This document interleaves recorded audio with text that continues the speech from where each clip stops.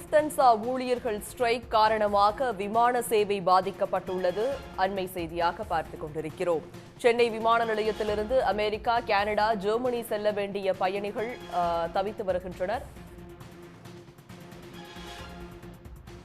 இது பற்றிய விரிவான விவரங்களுடன் இணைகிறார் எமது செய்தியாளர் ஜெய்சங்கர். ஜெய்சங்கர், விரிவான விவரங்கள் என்ன?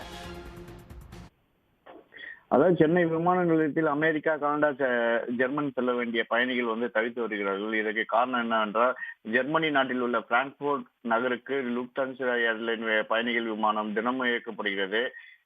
நள்ளிரவு 12:10 மணிக்கு வர வேண்டிய இந்த விமானம் அதிகாலை 1:50 மணிக்கு பிராங்க்போர்ட் புறப்பட்டு சென்னையிலிருந்து அமெரிக்கா, கனடா பயணிகள் விமானம் பயன்படுத்துவதால் இந்த பயணிகள் கூட்டம் எப்போதுமே 300க்கும் மேற்பட்ட பயணிகள் பயணிப்பார்கள். இந்த ஊழியர்கள் இந்த லுஃப்தான்சா ஏர்லைன்ஸ் ஊழியர்கள் வேலை நிறுத்தத்தில் ஈடுபட்டுள்ளதால் அங்கிருந்து விமானம் இங்கே வருவதில் இயக்கப்படவில்லை. இதனால் இரு மார்க்கத்திலேயும் விமானங்கள் ரத்து செய்யப்பட்டுள்ளது.